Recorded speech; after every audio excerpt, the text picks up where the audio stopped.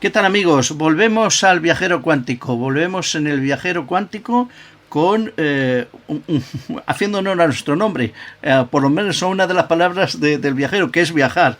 Y vamos a viajar hoy, vamos a viajar mucho, atrás en el tiempo y adelante en el tiempo. Vamos a viajar a un lado y a otro de este globo terráqueo, que nos hace descubrir cada vez más cosas, porque la verdad es que el mundo está por descubrir, o eso dice Fermín Bocos, que va a ser nuestro entrevistado. Bueno, sí, efectivamente, vamos a hablar de grandes viajeros y viajeras, También. de siglos pasados, del siglo XX, también un poco de los viajeros virtuales y no virtuales del siglo XXI, de por qué la gente viaja o ha viajado. Pues muchas veces es por la emoción del viaje. Con motivos, ¿no? Sí, a veces es quizá más emocionante el viaje que no la meta. Y a veces incluso no hay meta, o sea, es viajar por viajar. Viajar. Entonces, por la emoción que te produce el viaje, la sed de aventuras, la adrenalina de la incertidumbre de a dónde irás, de lo que vivirás, de los obstáculos con los que te encontrarás. Muchos por sed de conocimiento, por supuesto, también por la sed de riquezas. Cuando los grandes descubridores iban pues a América, pensamos en América, que viajaban para buscar una vida mejor y con posterioridad, por supuesto. Luego también por notoriedad, es decir, por demostrar ante la sociedad que tú has hecho una proeza, ¿no? Y bueno, pues depende en qué círculos, pues te aupan socialmente. Y sobre todo no exento de peligros. Sí, muchos de ellos, por supuesto, porque cada continente tiene sus peligros y también el mar, como explica, por supuesto, Fermín Bocos. A veces la gente viaja o ha viajado pues para escapar de una experiencia traumática, del dolor que le ha producido, para cambiar de aires, porque cambiar de aires es muy saludable, sano, cuando estás pasando un mal momento o no. Por ejemplo, los niños cuando cambian de aires, por ejemplo en las vacaciones de verano, cuando vuelven parece que les han regado como una planta, han crecido, ¿no? Por tanto, viajar es muy sano. Decía, es una cita que recoge Fermín Bocos en su libro, dice: navegar es necesario, vivir es innecesario. Es una cita de Plutarco, que habla sobre Pompeya en Vidas Paralelas. No quiere decir que se refiere a que vivir sea innecesario, sino a vivir bien. Que es preferible navegar, como era en aquel momento del que habla Plutarco, es preferible navegar o viajar e invertir dinero y recursos en moverte, que invertirlos en vivir bien, en cosas innecesarias. Y esto es muy cierto, porque viajar pues te permite conocer todas esas cosas, conocer mundo nuevo, entrar en contacto con otras gentes, y vivir otras vidas, ¿no? Por eso viajar es importante. Y este libro de Fermín Bocos, cuando viajar era descubrir, que ya dice mucho en estas 4 palabras. Cuando viajar era descubrir, tras las huellas de los grandes viajeros, es precisamente las huellas que muchos viajeros posteriores han tratado de recuperar en algunos casos y de revivir en muchos otros, ¿no? Y sobre todo, bueno, hablar de viajeros es diferenciarlo cuando hablamos de turistas, ¿no? Los grandes viajeros, muchos de ellos dejaron constancia de sus viajes, de todo lo que descubrieron en esos viajes, pues en libros, muchos de ellos famosos, en crónicas periodísticas, en reportajes, etcétera, con lo cual han dado fe de lo que han visto, y otras personas pues bueno, van y no dan fe, van y incluido asumiendo la posibilidad de que en ese viaje pues quedara su propia vida. Fíjate tú. Bueno, vamos a dar paso a la entrevista de esta noche con Fermín Bocos, cuando viajar era descubrir.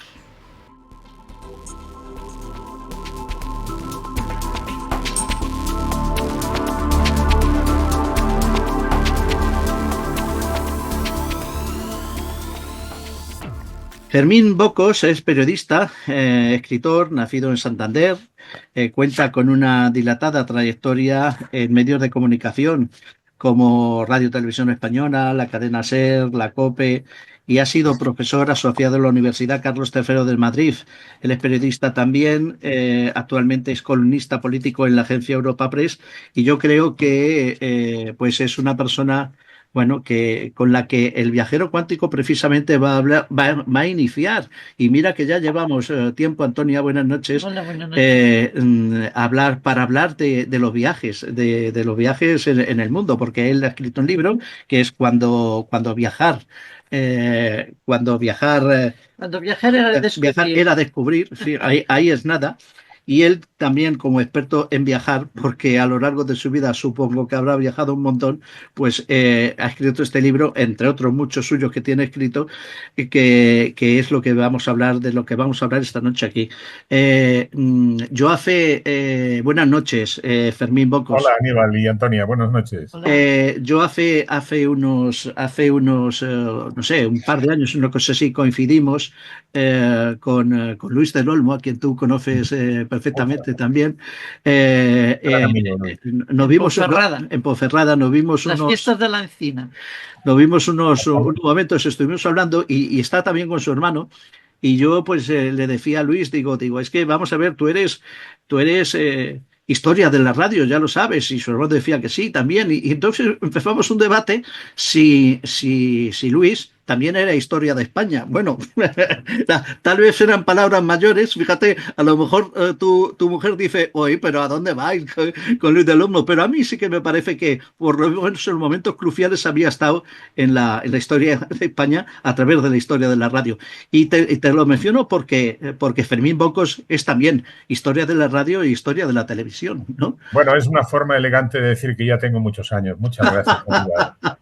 Todos Muchas tenemos gracias. muchos años. Pero en relación con el apunte que traía la conversación a nuestro entrañable y admirado Luis del Olmo, con quien periódicamente suelo hablar para ver cómo le va la vida y demás, yo creo que él sí que ha sido un protagonista de la historia de España, frente a tantos otros que quizá por razones, bueno, pues biográficas hemos sido simplemente espectadores de la nuestra. Él ha sido protagonista, ¿no? Por cierto, como tantos de los viajeros que pueblan el libro que hoy nos convoca para comentar, porque esa es un poco la diferencia entre este tipo de viajeros que hicieron del viaje un estilo de vida y nosotros, no hablo en relación con nadie en concreto, que normalmente nos hemos ido acostumbrando a ser simples turistas de la vida, que no es lo mismo el viajero que el turista.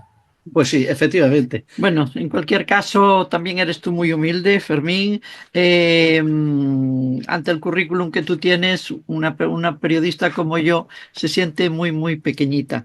Bueno, Eh, Antonia, no sigas porque acuérdate lo que decía un clásico de la filosofía, a comparar, no diré yo con Aristóteles o con Sócrates, me refiero a José María García, gran amigo también, gran compañero de tantos años en la radio, en la SER y tal, Polémico. que decía, el halago debilita, o sea que no sigas por ahí. Bueno, no es por coba, es una verdad como una casa. En cualquier caso, el título grande, en periodismo hay el título y el subtítulo. El título grande, como hemos dicho, es Cuando viajar era descubrir, y el subtítulo, Tras las huellas de los grandes viajeros. Que es un libro de Almuzara, ¿eh? De la editorial Almuzara. Vamos, por supuesto, a hablar de esos grandes viajeros.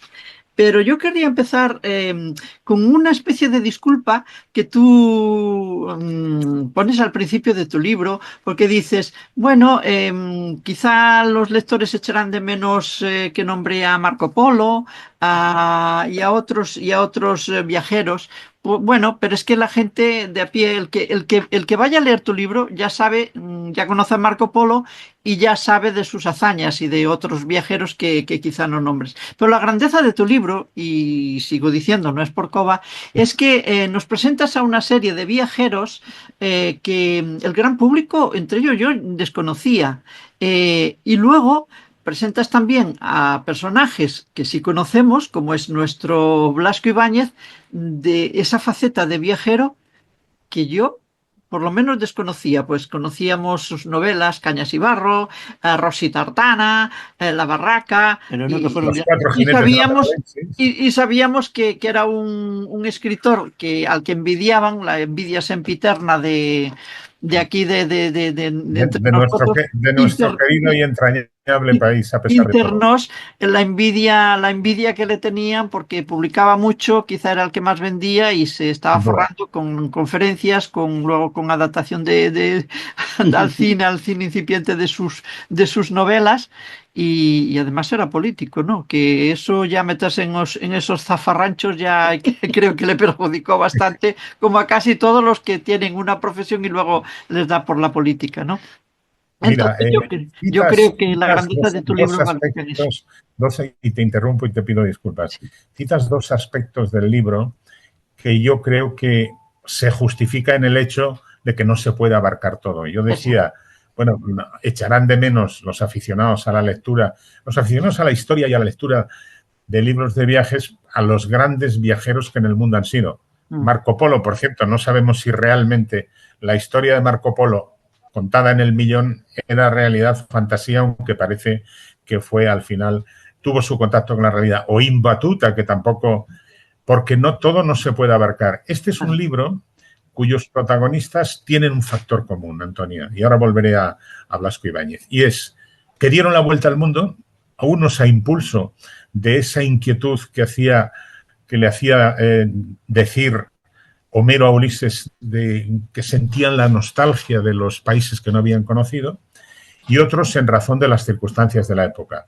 En el caso, por ejemplo, de los siglos dorados de la conquista o del reencuentro de Europa con América a través de la epopeya de los españoles de la época, de los castellanos primero y del conjunto de la península después, era el afán de gloria, el afán de riqueza y el impulso para, como decían los griegos, buscar la arete, que es la excelencia, la virtud, ser uno entre un millón. Y luego el culo inquieto de todas las épocas, que seguimos afortunadamente conociendo, porque hay gente que no puede estar quieta, que se aburre, que no le da, en fin, que a pesar de la costumbre del selfie le gusta viajar. Vuelvo a Blasco Ibáñez y prometo, habéis cometido el error de recordar que yo he trabajado muchos años en la radio. Y en la radio acostumbramos al párrafo largo. Sobre todo hemos trabajado en algunas emisoras que no tenían publicidad. Aunque yo trabajé en la SER, en la COPE, en Onda Cero y también en Radio Nacional mucho tiempo. Y eso que el relato en la radio también tiene exacto, exacto.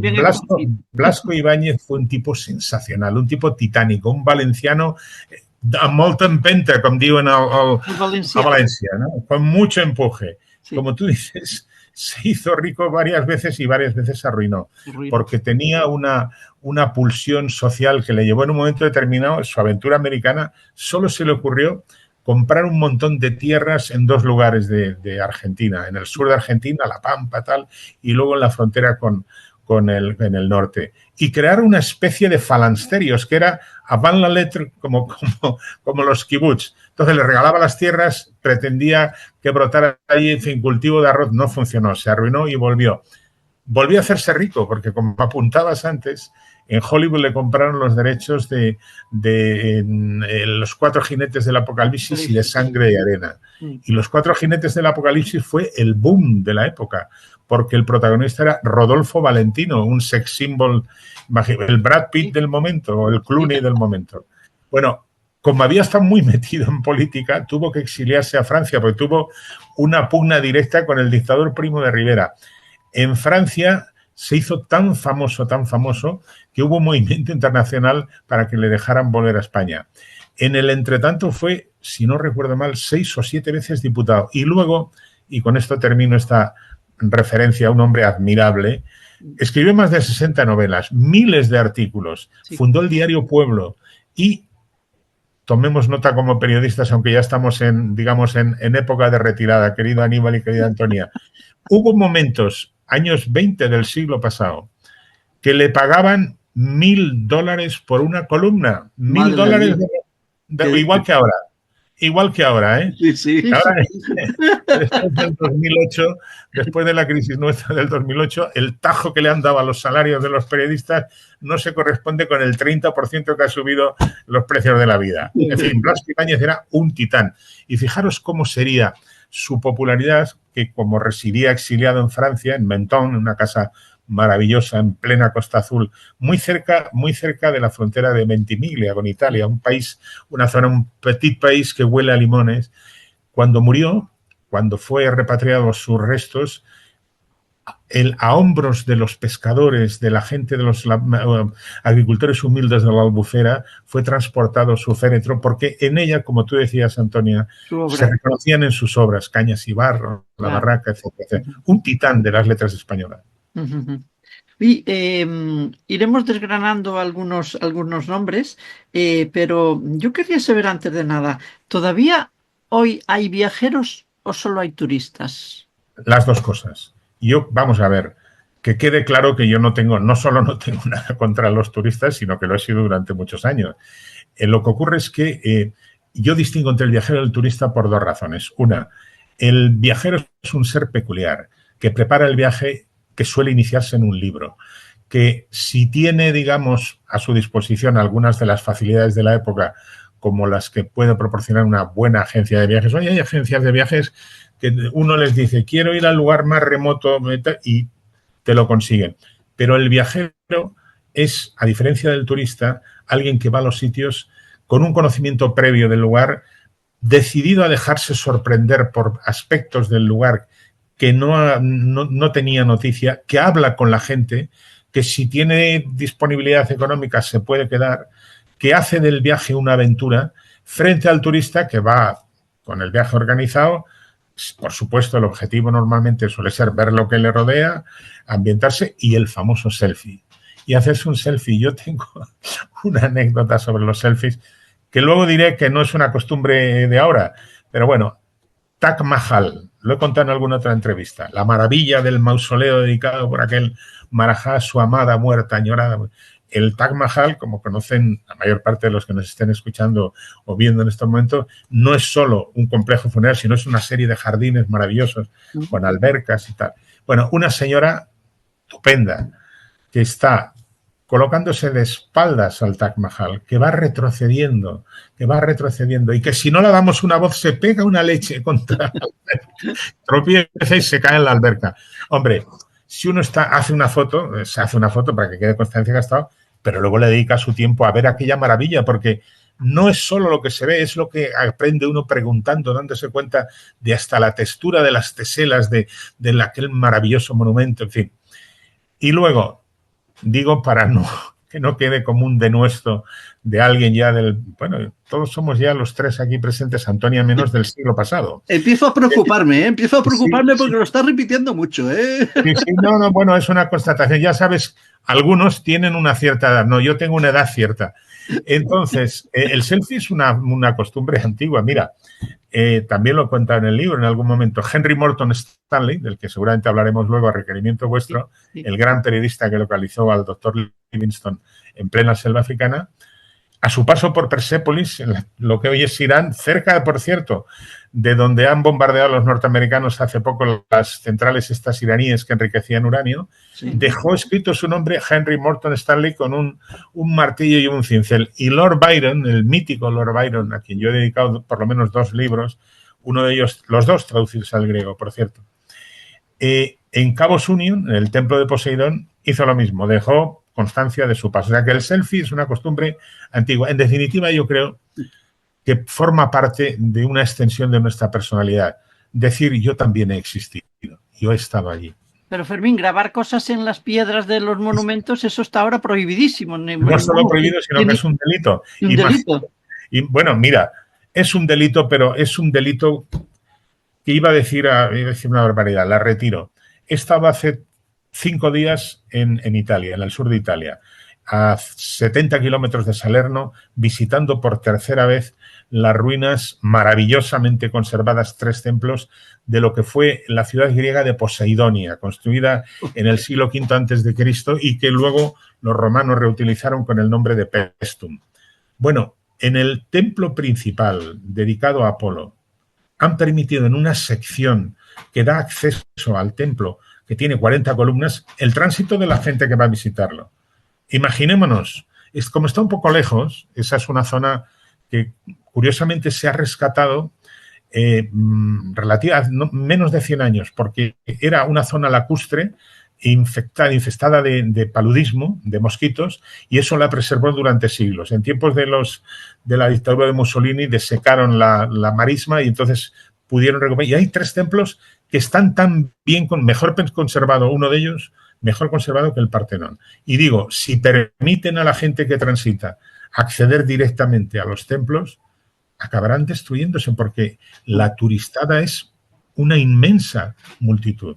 Yo creo que hay que tener una caución y efectivamente respetar, porque el legado del pasado es el que nos describe de dónde venimos. Y si desconectamos con el dónde venimos, acabaremos todos rodeados de McDonald's y de hamburgers y no sabemos a dónde vamos. Pero es que además yo veo una cosa, que conozco a gente que viaja muchísimo, supongo que tiene mucho dinero para viajar mucho, pero... No hace falta mucho dinero, Antonia, para viajar a veces, ¿eh? Vale, pero llegan, vuelven claro, los que somos periodistas pues nos gusta alargar lo que vemos y contarlo, ¿no? Y ahora vas y lo cascas como vulgarmente se dice, ¿no? Decía el cómico. Pero hay gente que viaja mucho y como decía mi abuela, es que vas por burro y vuelves por albar, es decir, que no se enteran de nada, no cuentan nada, no saben, hacen muchas fotos y no saben ni de dónde son porque empiezan a tirar y no cuentan nada, no explican. Y dicen, eso debería ser un delito. Y esta gente...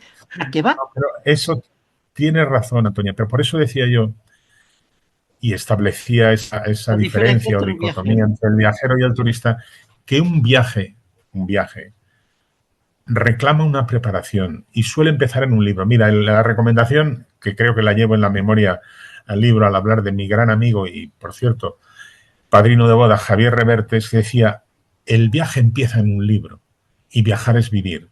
Entonces, claro, preparar un viaje supone predisponer a la mente a encontrarse con algo que a lo mejor se ha modificado porque el paso del tiempo hay ciudades antiguas que han permanecido en ruinas porque el paso del tiempo suele ser impagable, pero en otros lugares todavía se conservan las huellas de ese pasado. Entonces, preparar el viaje significa disfrutar antes de llegar. El que va solo, el que se deja llevar es turista, pero no es viajero. Claro. Y luego hay una cosa, Antonia, con esto que decías tú, Afes, buscas ese juego de palabras entre viajero y turista, pero que, no sé, Cabrés podríamos decir, dado que el libro de Fermín Bocos es Cuando viajar era descubrir, yo me he subrayado 2 palabras claves. Uno es viajar, que estáis hablando, el otro es descubrir, que a lo mejor no es lo mismo que viajar, y tal vez un tercero. Tal vez el propósito de muchos viajeros o descubridores es explorar. O sea, viajar es una cosa, para mí descubrir es otra y explorar es otra. Y algunos expoliar. Exactamente. Bueno, pensemos ¿qué ejemplos tenemos? Este libro, como abarca, como es un compendio de biografías de una treintena de viajeros históricos, pues nos da pie a desplegar la panoplia y decir, vamos a ver, descubrir. Bueno, un ejemplo que es el epítome de los descubrimientos fue nuestro querido antepasado, paisano, Álvar Núñez Cabeza de Vaca. El hombre que podríamos calificarle del gran perdedor de la aventura de América. Es un hombre al que le encargan que explore el sur de lo que se estaba descubriendo, que luego han sido los Estados Unidos, naufraga la expedición a la altura de Florida y andando a pie, desnudo y descalzo, junto con 5 compañeros suyos, a los que les pasa de todo, les detienen los indios, les torturan, les convierten en esclavos, les obligan a masticar madera que luego tenían que deglutir para a su vez, una vez fermentada, comerla, que se convierten en chamanes porque tienen la suerte, Cabeza de Vaca, que en un momento determinado un jefe, un cacique indio, está a punto de palmarla y les santigua, reza 2 Padres Nuestros y revive. Y entonces a partir de ese momento, con esa fama, esa aureola de ser un sanador y un santón, le acompaña una multitud de indios y voy al descubrir, desde Florida hasta México capital, miles de kilómetros a pie, desnudo y descalzo. No descubre nada, pero luego lo cuenta, vuelve a España, le encomiendan le nombran como una de las categorías de adelantado de lo que empezaba a descubrirse en lo que hoy es Argentina, en la frontera con Paraguay y con Uruguay. Y le pasa de todo otra vez. Se encuentra que quienes le habían precedido, un grupo de españoles atraídos por la expectativa de la plata de Perú, porque querían conectar lo que es Argentina con las minas de Potosí. con la expectativa del relajo de las costumbres sexuales. Porque claro, en la época que estamos hablando, siglo XVI, en la Castilla o España de entonces, pues la moral estricta y la Inquisición alerta. Claro. Allí se habían relajado un poquito y eso a Núñez y Cabeza de Vaca, que venía con todo el poder que le había delegado la corona, le pareció mal. Total, le encarcelan sus compañeros, empiezan a conspirar contra él. Bueno, al final consigue el hombre, después de penalidades sin cuento, porque resulta que algunas de las tribus locales, los indios charrúa, eran caníbales y tenían una peculiar costumbre, que lo cuenta muy bien Cabeza de Vaca en el libro que luego hizo escribir Naufragios, que dice que engordaban a los prisioneros, les cedían a sus mujeres, les dejaban relajarse sexualmente con ellas y al cabo de poco se los zampaban, empezando las propias mujeres. Quiero decir que estuvo a punto de ser devorado en plan de alimento caníbal. Bueno, este buen hombre no descubrió nada, pero sin embargo dejó impronta del espíritu emprendedor. Ese era un descubridor. Podríamos calificarle de sí, por lo menos fue una víctima. Descubridores, pues si queréis hablamos el capitán Richard Barton. Podemos hablar hablando de descubridores, de Henry Morton Stanley, podemos hablar de Amundsen, en fin, podemos hablar de lo que queráis porque en el libro hay un poco de todo, por no hablar de algunas de las mujeres más intrépidas de las que yo he tenido noticia a lo largo de mis lecturas de la historia. Bueno, es que los capítulos del libro pues hablan desde las últimas grandes mujeres, las mujeres enigmáticas, las espías. Una espía excepcional, ahora nos dice que esa espía excepcional quién fue, el hombre de los hielos, el reino del crimen, o sea que son la reina del crimen. La reina del crimen. Agatha Christie, una señora a la que raro será nuestro telespectador o amigo o amiga que esté escuchando esto, que nos esté viendo, que no haya leído algo suyo o que no haya estado en Londres viendo La Ratonera, que creo que lleva 50 años representándose. Era una señora que tenía tuvo un pasado medio misterioso, desapareció, etcétera, y luego la puso en los cuernos su primer marido y la pobre mujer pilló una depresión, en fin, se rehizo casándose con un arqueólogo. Y tiene, que creo recordar que lo cuento en el libro, tiene una anécdota preciosa. Dice, como a mi anterior marido le gustaban las chicas jóvenes, ahora me he casado con uno que como le gusta la arqueología y ya soy un poco mayor, supongo que me va a ser fiel. Bueno, desde luego... Y viajó por Medio Oriente Medio. Bueno, acordémonos de Muerta en el Nilo, sí. Algunas de sus novelas muy centradas en lo que durante un tiempo, sobre todo en el 19 y para los ingleses, atendía a lo que se conoció como la llamada de Oriente. Era una especie de llamada de lo desconocido, porque claro, estaba todo por desconocer, en una época con más caníbales, digo, en algún punto del libro que mapas, ¿no? Yo veo, hemos hablado del turista frente al viajero y que todavía hay viajeros ahí ahora, pero... Nosotros mismos, Antonia, nosotros mismos. Por las ondas, ¿no? Claro, no, vamos a ver. Yo no echo de menos iba a decir, no echo de menos mi juventud, que también, pero he viajado en una época en la que a dedo, haciendo autostop, se podía llegar a Katmandú, a la India. Se podía incluso ir por el Khyber Pass, que está entre Afganistán y Pakistán, y ahora es imposible. Yo recuerdo que se podía comprar hasta un Kalashnikov. Bueno, te lo vendían, luego no se podía traer. Todo eso, empezando en Turquía, empezando antes en Grecia, se podía hacer a dedo. O sea, costaba muy poco el viajar, porque también paradójicamente, había más seguridad. Y todavía no se había, bueno, todavía... La explicación tiene mucho que ver con las actuaciones de los occidentales en esa zona, creando conflictos que luego derivaron en guerras, ¿no? Pero el sentido de la hospitalidad ha estado muy presente y todavía sigue estando en algunos lugares del mundo. Y no hace falta mucho dinero. Era la época en la que se viajaba porque no había tarjetas de crédito. O como mochileros. Claro, los mochileros. Acordaos de una famosa guía que se llamaba Trotamundos, que era la guía del viajero. Bueno, en eso yo lo echo de menos en la medida en la que al paso de esa nostalgia me vienen recuerdos de mi juventud y de mis mejores piernas, que no son las que tengo ahora ya con la artrosis y no sé qué. Una rodilla que tengo ahí lesionada de una patada de karate que cada vez, de vez en cuando, se reproduce la sinovia, en fin.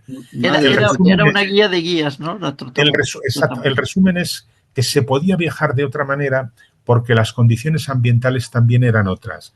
Ahora el mundo, paradójicamente, que está intercomunicado, en el lugar más remoto de una selva, en un poblado alejado de las carreteras, te puedes encontrar una parabólica. Está interconectado, pero también ha trasladado la desconfianza porque en todas partes se tiene noticia de los conflictos. Y el viajero se transforma a veces en un extranjero, y el extranjero a veces, lo estamos viendo en España desgraciadamente, con el efecto de los inmigrantes, se convierte en alguien que crea problemas a algunas personas. Y esa desconfianza ha matado parte del milagro de los viajes tranquilos, ¿no? Pero, Fermín, convendrás conmigo que, por ejemplo, muchos grandes viajeros del siglo XVIII, del XIX, principios del XX, eran hijos de una nobleza ya de capa caída, que tenía más títulos que dinero, y de una burguesía cada vez más pujante, ¿no? De hijos, pues, que le salían un poquito casquivanos, rebeldes, y que, bueno, pues mira, ¿qué hago? Pues me da por viajar, porque quiero quitarme el corsé social, porque quiero correr aventuras, porque quiero resarcirme del dolor que he sufrido por lo que sea, por alguna pérdida o por lo que sea, ¿no? Sin embargo, quizá hoy la gente, digamos que se ha democratizado en el sentido de que, bueno, hay que tener un poquillo de ahorrillos para viajar, pero cualquiera puede ir, ¿no? En cambio, antes creo que muchos, salvo los que iban pues a busca de riquezas, América y otros puntos, a buscar una vida mejor, los que iban por aventura, yo creo que tenían un poco, un colchoncito Fíjate, detrás, ¿no? tú estás fijando un marco temporal que une dos épocas diferentes. Una, la nuestra, en los términos que tú estás diciendo, ahora lo hablábamos antes. Uno va a una agencia y le dice, quiero ir, ahora que estoy viendo que hay un conflicto en la zona de Birmania, quiero ver dónde está, qué pasa con los rohingyas, que están siendo, por cierto, Sí, machacados sí. por la junta militar birmana. Y te organizan el viaje. Ya. Entonces, pero el marco ese temporal al que tú aludías primero, que remite fundamentalmente a Inglaterra, al Imperio Británico, y en una época en la que se habla ya del Gran Tour, que tiene, digamos, una connotación, 1815, la derrota de Napoleón en Waterloo, el Imperio Británico está empezando, digamos, su gran eclosión, controla el mar y controla parte de las tierras que afloran a los litorales, y eso da seguridad a esa clase alta y clase media a la que tú te referías. Hijos de la burguesía y hijos de la nobleza. Bueno, hay un punto en el que tenemos que pensar que frente a la gran mayoría que era analfabeta, ese segmento social eran los ilustrados de la época. John Keats, un gran poeta, decía que una isla pequeña a veces es una cárcel grande. Entonces sentían la llamada de Oriente y la organizan, bueno, pues a través de ese tipo de viajes que una vez que regresan, el que consigue regresar, lo cuenta y les hace, si eran famosos, célebres, y si no eran todavía famosos, estaban en puertas de. Esa seguridad es la que da, vamos, la que retira parte del peligro del camino, porque no nos olvidemos que estamos hablando del siglo XIX de posadas infames, caminos con salteadores, a pesar de la seguridad de la Navy en el mar, naufragios por doquier, no había certidumbre en los mapas. Tenemos que pensar que la alimentación era mala, escasa y a veces terrible. Y eso estimulaba el afán de la aventura. También hay que pensar que es una costumbre muy arraigada en las clases, yo creo que incluso ahora se ha transversalizado, en las clases sociales de Inglaterra, el que a los 18 años los chicos, chicas y chicas emprenden un viaje. Incluso ahora, yo tengo 2 nietos que son ingleses. Uno va a cumplir 18 años y ya está pensando en marcharse de casa. Y la menor, que tiene 2 años menos, creo que no tardará en hacerlo, porque su padre, que es inglés, mi hija es española, ya lo había hecho. Quiero decir, con eso no establezco un paralelismo con el pasado, pero quiero decir que en esa época el placer del viaje se asociaba también con como tú dices, un punto como de rechazo a la sociedad británica de entonces, ¿no? Porque el viaje, sobre todo para los ingleses, cuando descubren Italia, es el país del sol, el país de la libertad sexual. digamos, con restricciones, porque la Iglesia Católica nunca apaga la luz, siempre está 24 horas, estaba alerta, ¿no? Italia y Grecia, ¿no, Fermín? Italia y Grecia. Bueno, y luego Grecia a partir de la aventura gloriosa y trágica de Lord Byron, ¿no? Porque Lord Byron era un personaje fascinante, un diletante, un influencer, todo lo que diríamos con el lenguaje de hoy. Sin embargo, luego acreditó, aportando su fortuna personal y su vida, que había un punto de sinceridad radical, porque luchando contra los turcos acabó perdiendo la vida en Missolonghi, ¿no? Claro, también cuando viajar era jugarse la vida. Hombre, bueno. Efectivamente, vamos a ver, muchas de estas aventuras culminaron en éxito y tenemos noticia de ellas porque lo han contado, pero otros murieron por el camino. Amundsen acabó desapareciendo después de haber coronado la aventura de la Antártida, la tierra sin osos, ¿eh? De ahí viene el Ártico tiene osos, en griego es oso. Cuando intentó repetir la hazaña en el norte, desapareció.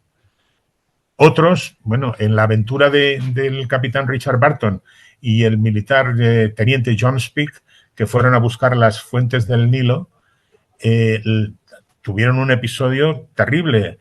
En un momento determinado fueron atacados por una tribu por el territorio en el que pasaban, le dieron un flechazo al capitán Barton que le atravesó de mejilla a mejilla, que le dejó una secuela de por vida, una gran cicatriz. Era un personaje fabuloso del que luego podemos dedicar un minuto Richard para Francis hablar. Barton, que no hay que confundir con el actor Richard Barton. Claro, no hay que confundir, aunque no le habría importado tener de compañera a Liz Taylor, supongo. Digo al primer Barton, el del siglo XIX. No perdéis tiempo, si queréis dedicaros ya a algunos, dedicaros, que luego yo sé lo que pasa con su compañero John Speke, en un momento determinado le entró un escarabajo en el oído, hablando de las dificultades y de los peligros del camino. Y solo se les ocurrió, como procedimiento, digamos, improvisado, depositar una gotita de miel a ver si el bicho salía. No salió y la segunda fase ya fue trágica. Aceite hirviendo en el oído. Le dejó ciego, pero la materia proteica de estos personajes era tan intensa que consiguió recuperar la visión, dejó de recuperar la sordera y llegó al lago Tanganica y volvió a Londres y lo contó en la Sociedad Geográfica. Richard Barton, que no se nos olvide, ha sido uno de los grandes viajeros de la historia. Este hombre era un personaje peculiar, le llamaban Dick el Malo, porque era un sablista, un duelista formidable. Medía más de 1,80 m, tenía una capacidad física extraordinaria y sobre todo una facilidad y un talento para los idiomas. Llegó a dominar 16 o 17 idiomas. En un momento determinado, entró a trabajar en la Compañía de las Indias porque le habían expulsado del ejército, porque era un pendenciero, Dick el Malo, y tenía una inmensa habilidad para los idiomas y para disfrazarse. De vez en cuando les gastaba bromas a sus compañeros en la India, se pegaban unos sustos de muerte porque parecía por ahí un tipo que parecía que era uno de las tribus musulmanas, de las tribus islámicas de la zona, y era Barton. Bueno, se circuncidó para poder llegar a la Meca y a Medina.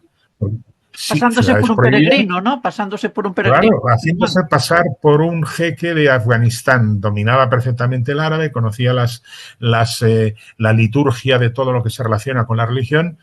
Estuvo en la Meca, en Medina. Si lo hubieran descubierto, le habrían cortado el cuello, porque las ciudades prohibidas a los infieles. Este hombre dio luego todo un periplo por África para descubrir con Speke, encargado por la Sociedad Geográfica de Londres, les tenía obsesionados a los cartógrafos de la época las fuentes del Nilo. Llegó a descubrirlas, se peleó con John Speke porque él llegó primero Speke. Luego, en un momento en el que este hombre entró, digamos, como en una fase mística, le dio por la nigromancia. Llegó a ser nombrado cónsul de Inglaterra en Guinea Ecuatorial, en la Guinea nuestra colonial, la española, vamos. Y en un momento determinado, cuando le nombran otra vez cónsul, creo recordar, en Trieste, que entonces pertenecía al Imperio Austrohúngaro, monta una biblioteca de 14.000 volúmenes, estamos hablando del siglo XIX, y luego le alcanza el mal de tantos otros, la malaria, y acaba muriendo muy joven, relativamente joven, con 68 años, me parece, tras una vida fascinante, un tipo extraordinario que había traducido del árabe las 1001 noches al inglés y también las Lusiadas, la epopeya nacional portuguesa de Camões, bueno, es un personaje fascinante, como por cierto, estamos hablando vosotros estáis en Cataluña como Ali Bey, como Domingo Badía, Sí. que había tenido... Supongo que Barton fue un poco el modelo en el que se pudo fijar Ali Bey, o no No, necesitábamos al revés. al Fue revés. primero Ali Bey. Ah, Domingo Badía fue en la época de Godoy,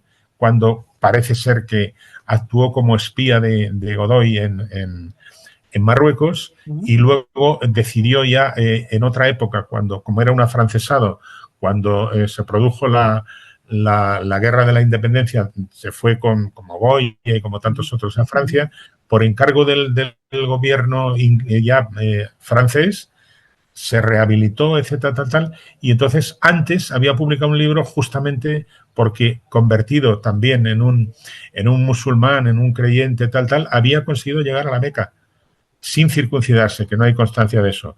Lo que sí queda constancia ahí cerca del Arc de Triunfo en Barcelona, sí, que recordar que hay una calle dedicada a Ali Bey, ¿no? Que Ali está Bey, muy bien. hay una. Sí, sí, allí muy Domingo cerquita.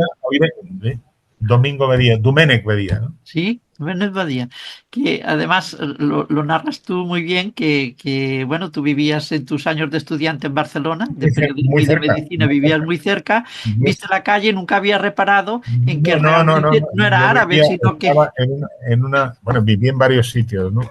Yo fui a estudiar medicina y vivía en una época en una pensión con un compañero, por cierto, que fue José Luis Blanco, luego estuvo trabajando también en Radio Barcelona. Él estudió Derecho y yo estudiaba Medicina. Y un día dije, claro, la curiosidad lleva a la curiosidad. Ahora en Madrid, cerca de donde vivo, hay una calle, la calle Santiago, donde hay una placa que recuerda a George Borrow, otro de los personajes del libro, Jorgito el inglés, que vino a España, seguimos hablando del siglo XIX, a vender Biblias protestantes, porque era otro privilegiado, 18 idiomas. Había traducido hasta el caló, porque tenía buenas relaciones con el mundo gitano, la Biblia. Bueno, le encarcelaron, imaginémonos la Inquisición en la época de Fernando VII. Este hombre que viene aquí a contar una Biblia, digamos, heterodoxa respecto de la Biblia ortodoxa, le encarcelaron, y a pesar de eso, según contaba don Manuel Azaña, el que fue presidente de la República, en un libro que le dedicó a su biografía, siempre, de la Segunda República, siempre habló bien de España. A pesar de eso, es una cosa misteriosa, porque le pasó de todo aquí. Le detuvieron, en fin. Bueno, ese tipo de... Yo creo que hay algo en los seres humanos que cuando han arriesgado, arrostrado el peligro y han sobrevivido, les deja una impronta, como si dijéramos, salvando las distancias, una especie de síndrome de Estocolmo. En lugar de abominar, de denostar, de lo que les... Digamos, sí, se recrea por dentro la sensación, bueno, yo lo he superado con lo difícil que era. Fue uno de los mejores momentos de mi vida. Y, joder, pues si estuviste a punto de palmarla. El libro está lleno de curiosidades, de anécdotas. Yo no sabría decir si es como me ha parecido ver en algún lado, si es un libro de cuando viajar era descubrir, si es un libro de crónicas, de ensayos, de biografías, si es un libro de exploraciones, si es un libro de descubrimientos, porque está todo mezclado, no esas figuras memorables que estáis comentando. También es un libro donde deja su impronta Fermín Bocos para reflexionar sobre los viajes. Porque ¿qué es un viaje si luego no sabes reflexionar sobre lo que has vivido? Tal vez in situ, cuando estás en esa experiencia, no eres consciente de la realidad, de la historia, de la intrahistoria que hay en los sitios que estás viendo, y tal vez luego después, solo un buen escritor a lo mejor puede hacerlo, es esa reflexión de lo que ha vivido, ¿no? E incluso plasmarlo por escrito, ¿no? Bueno, claro, por eso hay muchos viajeros, perdona Fermín, que viajaban a distintos países, por Europa, por África, cada continente tenía sus peligros y sus trampas, ¿no? Y luego dejaban su impronta, como dice Aníbal, en libros memorables, en artículos de prensa, en crónicas, con Claro, sí. la diferencia de los viajeros. Yo no conozco ahora a grandes viajeros memorables como los que hemos estado hablando. Lo que veo en muchos influencers que, bueno, hacen crónicas muy superficiales, vídeos rápidos que no puedes visualizarlos bien, y luego las descripciones tampoco es que sean una maravilla, ¿no? Esta es la gran diferencia que veo de esos otros exploradores, viajeros de los siglos. Claro, Aníbal lo apuntaba y tú lo subrayas. Esto es un poco un compendio de todo. Desde el punto de vista de la técnica narrativa, salvando las distancias, líbreme Dios de comparar con esa maravilla que fue el libro de Stefan Zweig, Los momentos estelares de la humanidad, es escoger a un personaje, centrar su peripecia vital, ampliando el marco con las circunstancias del contexto de la época, que lo cual te lleva a una reflexión inevitable. Si hablábamos antes de por qué arranca durante un momento determinado un flujo tan poderoso de viajeros británicos, el referirnos a el momento en el que es derrotado en 1815 Napoleón, te permite dar idea de lo que viene después, el Congreso de Viena, esa sensación transitoria de paz y de tranquilidad en Europa que se quiebra luego en el año 48 en relación con las revoluciones que hay y tal en ese siglo, ¿no? En 1848. Pero de eso es la técnica narrativa. Pero luego, en relación con esas reflexiones a las que se refería Aníbal, pues yo creo que es lo que le da, en este caso, un toque de personalidad en función de lo que a mí me gusta de los viajes, que es ir, ver, reflexionar, preguntar, averiguar y contar. Porque, vamos a ver, yo recuerdo una experiencia muy, muy placentera. Teníamos, por desgracia murió, un catedrático formidable de humanidades, de griego, el catedrático Rodríguez Adrados, que tenía la costumbre de cada un año, a veces era anual y otras veces cada 2 años, organizaba un viaje a un lugar donde donde se había producido una batalla en términos históricos, la batalla de Farsalia, ahí la lucha en la época de la disputa de poder entre César y Pompeyo en Roma y demás. La historia, Pompeyo en Munda, en España.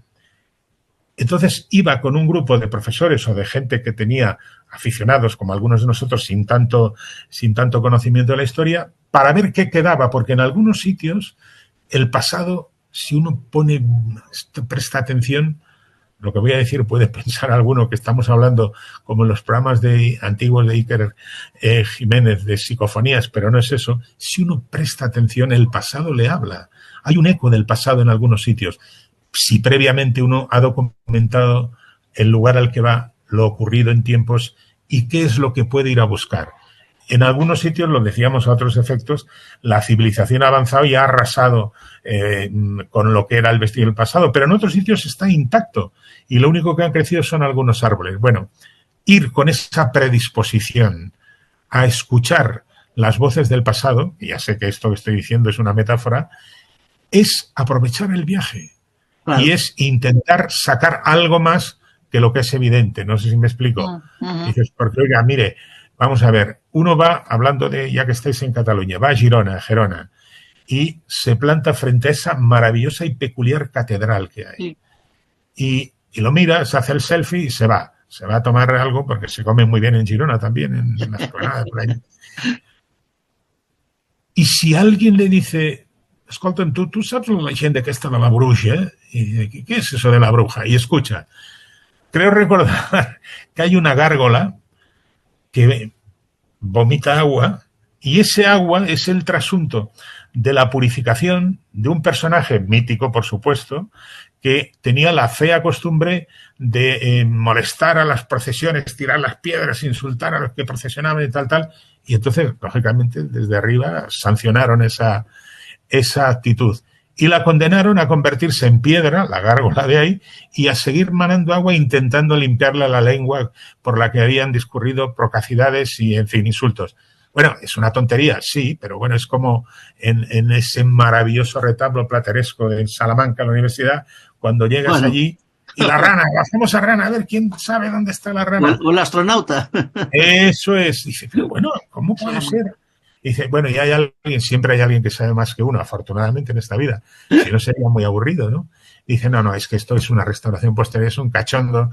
Dice, bueno, un cachondo un momento, porque ¿y los petroglifos mayas?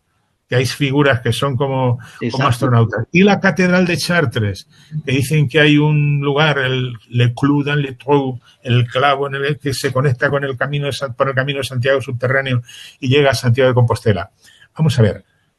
En el mundo, como decía un gran poeta, es decir, hay otros mundos, pero están todos en este. Sí, ¿Por sí. qué negar la posibilidad de, digamos, enriquecer con mitos y con historias que, bueno, a veces, digamos, que desfían la racionalidad, las posibilidades de enriquecimiento que tiene uno en un viaje? No puede ser que todo se resuma, como decía antes Antonia, en ir a un sitio, hacerse una foto y tomarse una cañita y volver y no dice, bueno, estaba ahí en un sitio que hay unas ruinas. Eso, yo antes decía que podía ser un delito, pero bueno, en cualquier caso no sé, es un pecado, como mínimo es un pecado venir de un sitio y no saber ciertas cosas, estas y muchísimas más. Haber pasado, es como pasar por la vida, haber tenido la oportunidad de viajar y no haberte enterado de dónde estás. Eso es un, no sé, es un A eso me sacrilegio. refería yo antes, Aníbal, cuando decía que todos los protagonistas de Cuando viajaren a descubrir fueron protagonistas de sus vidas frente a tanta gente que quizá involuntariamente se resigna simplemente a ser espectador en lugar de protagonista de su vida. Bueno, y Fermín, tú me corregirás si no es así, pero yo creo que Líbreme Dios de corregirte, Antonio. Venga, yo creo que hay un cierto denominador común entre algunos viajeros, que es que, aparte de vivir aventuras, les pillaba un conflicto o sin conflicto y se inmiscuían en los conflictos de ese país que visitaban o en conflictos globales. Por ejemplo, pues en la Primera Guerra Mundial, en la Segunda Guerra Mundial. La Primera Guerra Mundial creo que fue, fue... Gertrude Bell. Perdón. Gertrude Bell. Vas a preguntarme por Gertrude Bell. Exacto, que fue una de las grandes viajeras y que ayudó en las revueltas de las tribus árabes para derrocar al Imperio Otomano, Imperio ¿no? Otomano. Mira, Gertrude Esta Bell, fue una de ellas. una de las mujeres más extraordinarias de la historia. Todos casi, seguro que nuestros telespectadores o han leído algo de Lawrence de Arabia, Los 7 pilares de la sabiduría, o han visto la maravillosa película protagonizada por Peter O'Toole. Quizá no sepan que coetáneamente en la portada del libro aparece con más bajito, porque era muy humilde, el coronel Lawrence, el famoso Lawrence de Arabia, ahí está al lado de este grandote con el salacot, y debería haber estado ahí también Gertrude Bell. ¿Por qué Gertrude Bell? Gertrude Bell era arqueóloga y espía como él. La primera fase antes del 1914, en su condición de arqueólogos y de conocedores del árabe, se familiarizaron con toda esa zona del Oriente cercano. Cuando estalla la guerra, cada uno por su lado organiza, digamos, tareas para el Foreign Office. Y en el caso de Gertrude Bell, además, para el Servicio Secreto Británico. Esta señora tan importante que en algunas de las fotos de la época aparece junto a Winston Churchill, hay una famosa foto que está en la planicie de Giza, al lado de la Gran Pirámide, a lomos de un dromedario está Winston Churchill, al que se le reconoce enseguida por la alopecia incipiente, y Gertrude Bell. Esta señora diseñó ella personalmente, con un cartabón, las fronteras de lo que acabó siendo Irak, porque llegaron a un acuerdo, lo mismo que Lawrence, con los árabes, las tribus árabes, para incitarlas a la sublevación contra el Imperio Otomano. Recordemos que Inglaterra estaba implicada en varios frentes, estaba en lucha con Turquía, que era aliada de Alemania, del Kaiser. Y esta mujer consigue que los árabes apoyen la revuelta a cambio de la promesa de que Faisal sería rey le llevarían a Siria, y acabó en Bagdad. Esa frontera con Irak, esas fronteras, están totalmente hechas a partir de un principio. Winston Churchill, que entonces era el Lord del Almirantazgo, se dio cuenta precursoramente de que el carbón como fuente de energía para mover los barcos había terminado su vida o era muy oneroso en la extracción, el transporte, y que en cambio el futuro era el petróleo. ¿Dónde había petróleo? En esa zona. Entonces dibujaron los mapas consiguiendo la famosa técnica del divide et impera típica del Imperio Británico. Lo decía Lord Palmerston, a otros efectos decía: Inglaterra no tiene amigos, solo tiene intereses. Y el interés entonces era preservar el territorio donde luego estaba clarísimo que había petróleo. Fijémonos lo artificial de los Emiratos, que son pequeñas pequeñas regiones única y exclusivamente trazadas y con límites de frontera a partir de la producción de petróleo. Entonces, esta mujer, que fue la que contribuyó a establecer esa nueva nación, porque el Imperio Otomano no tenía una demarcación propia, había ahí kurdos, había toda la historia de, en fin, lo que luego ha llevado a la guerra de Irak. Muere, sin embargo, en una situación de penosa soledad. Se había trasladado a Bagdad, había legado al Museo de Bagdad todos sus objetos personales, toda la historia de lo que había sido su peripecia. La llamaron los periodistas de la época la reina sin corona de Babilonia, y en un momento determinado, digamos que presa de la depresión, porque el gobierno británico y el francés habían pactado en un famoso tratado Sykes-Picot el reparto de la zona. Francia se queda con Siria, los ingleses con Irak, acaba entrando en una depresión, muere rodeada de gatos y de pastillas y somníferos, y cuentan las crónicas de la época que era tal su prestigio, el prestigio de esta mujer. Pensemos país musulmán, donde las mujeres, por desgracia, estaban condenadas, como ocurre en Afganistán, a ocupar, y en otros países islámicos, a ocupar un lugar ancilar en la sociedad. El entierro más multitudinario que recuerdan las crónicas de lo que hoy es Irak.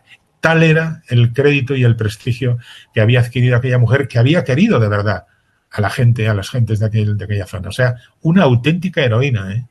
Y hay otra mujer suiza, dices, que Anne-Marie, el apellido es impronunciable. No, Schwarzenbach.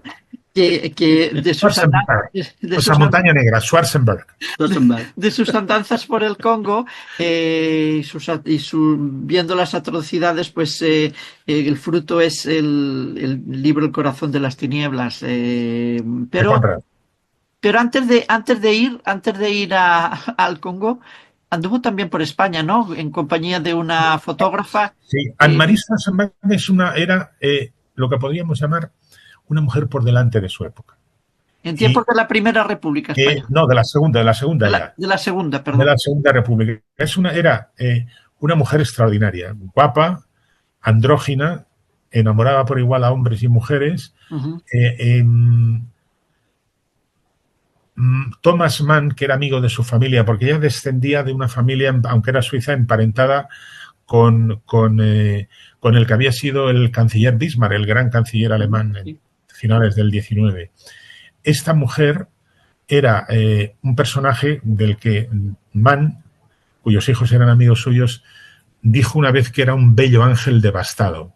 Era una persona inconformista que, como tú dices, a lomos de un Mercedes rutilante de la época, en los años 30, Segunda República Española, en puertas de la Guerra Civil, viajó por toda España deslumbrando a la gente porque era, como digo, muy guapa y iba vestida de hombre. Fundamentalmente era una figura andrógena acompañada por una fotógrafa que en esa época también la fotografía, digamos, estaba ya en pleno esplendor. Era la época en la que el cine estaba empezando, dando sus primeras manivelas, sus primeras vueltas. Viajaban como Thelma y Luis, dices tú. Exactamente, como la película famosa de Thelma y Luis, ¿no? Un poco poniéndose el mundo por montera. Sí. Esta mujer tenía tal capacidad de fascinación y tal capacidad de transmitir la melancolía de la tristeza de quien no ha encontrado su lugar en el mundo, que parece ser que resultaba fascinante.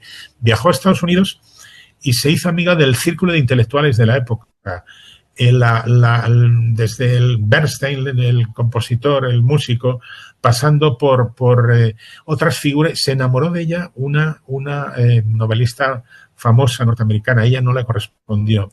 Y luego acabó mal. Acabó mal porque la morfina y todas estas cosas y tal.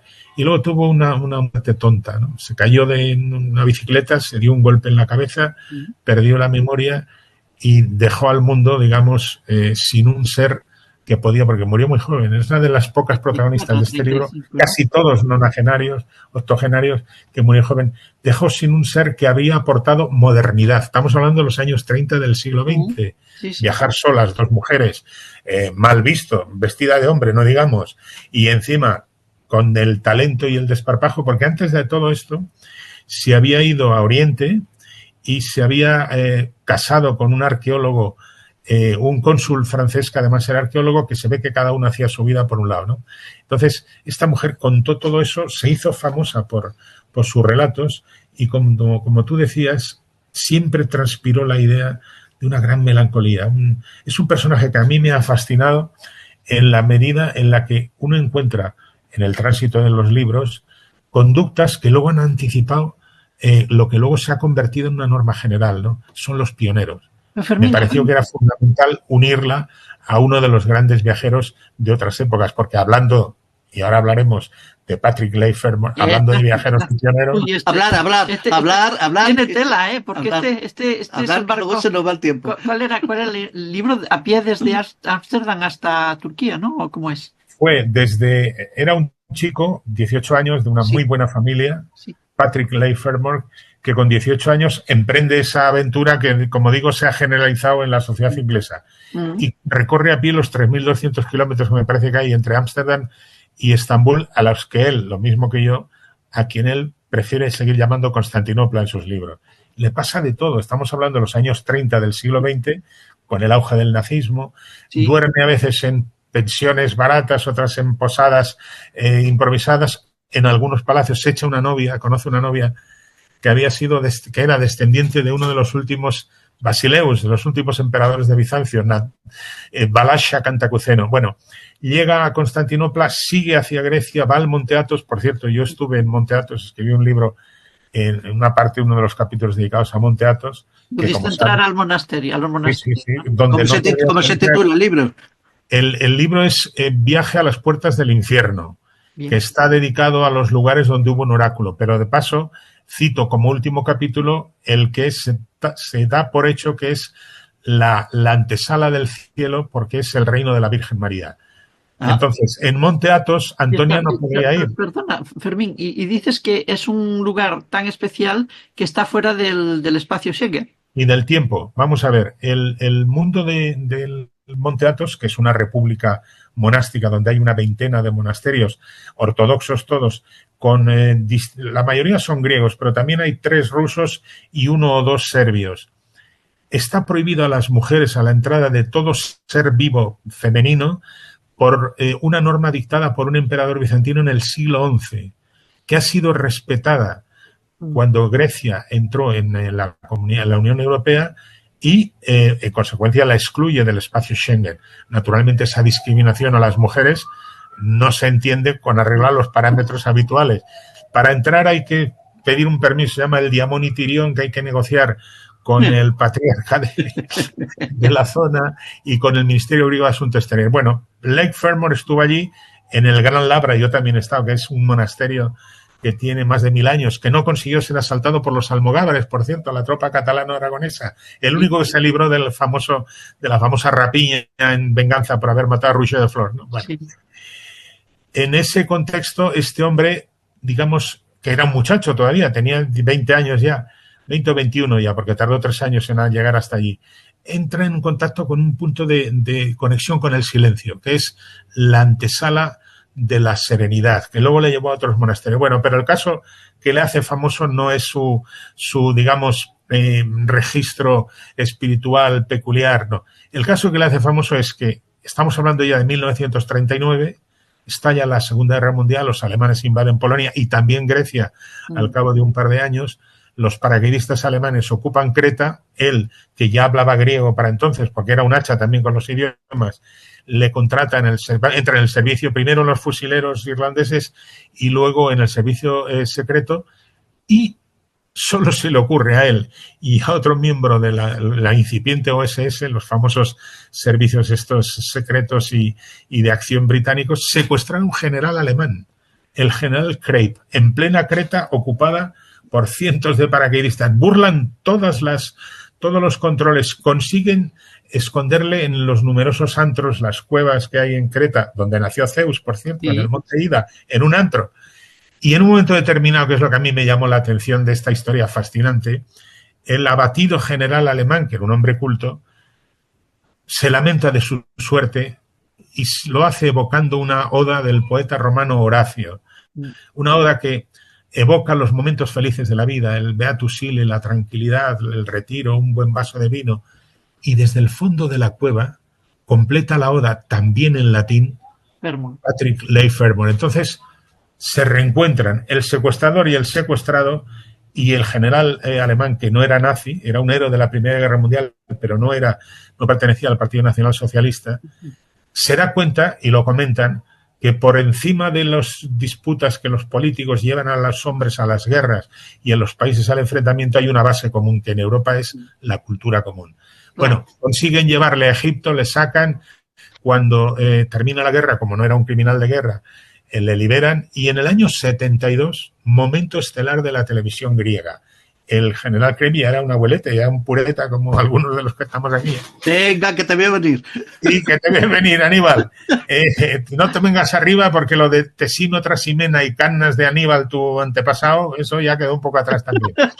Este hombre reúne en la televisión griega a Crave, a su secuestrado Leigh Fermor, a un guerrillero cretense, y acaban todos con un clima de amistad, con Buzuki de fondo, con Uso de por medio y con Sirtakis en un programa épico. Bueno, este hombre, enamorado de Grecia, también estuvo en España, por cierto, porque era otro de los rasgos comunes, un culo inquieto.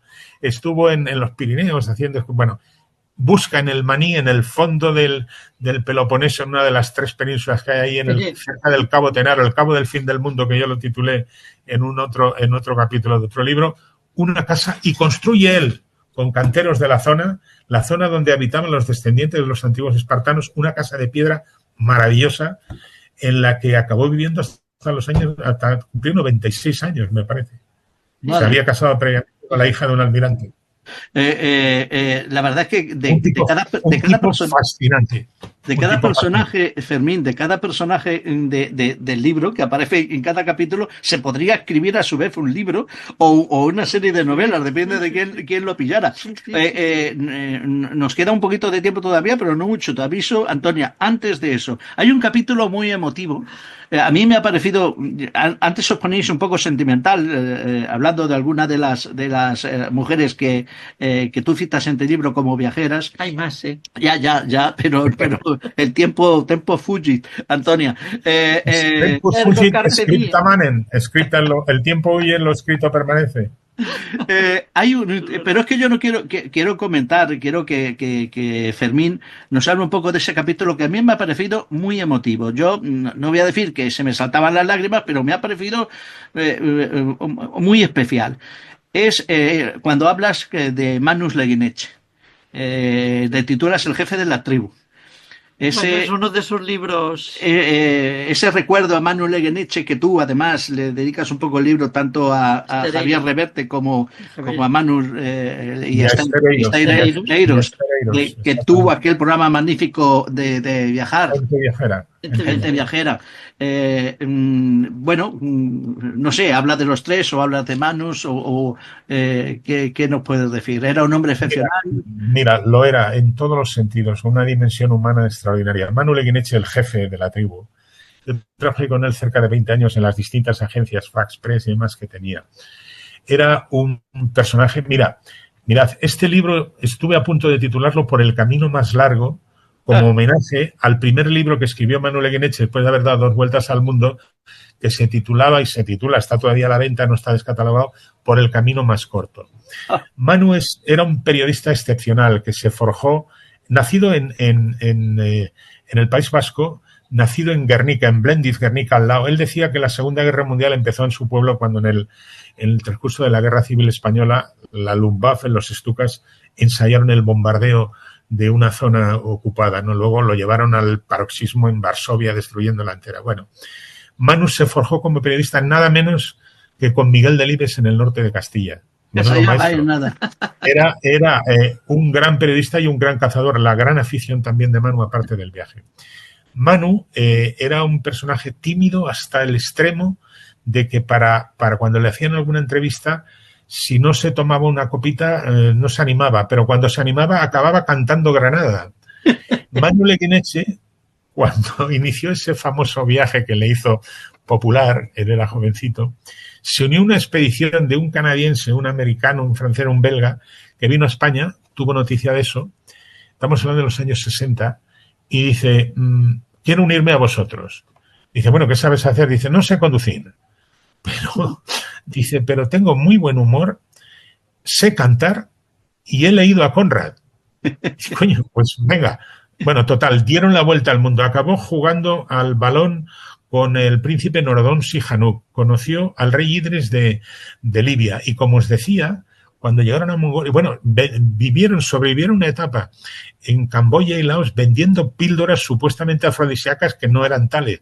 Y llegaron a Mongolia y en un momento determinado se quedaron sin blanca y empezaron a sobrevivir cantando Granada en los bares de la zona. Imaginémonos a los mongoles, los descendientes de Gengis Khan, ante un vasco rechoncho, correoso, bajito, cantando Granada. Bueno, vino, fundó 2 o 3 agencias, escribió todo lo que está... Decir, Manu era un ejemplo de lo que a mi juicio debe ser un periodista. Es el que contextualiza las cosas para que puedan ser comprendidas.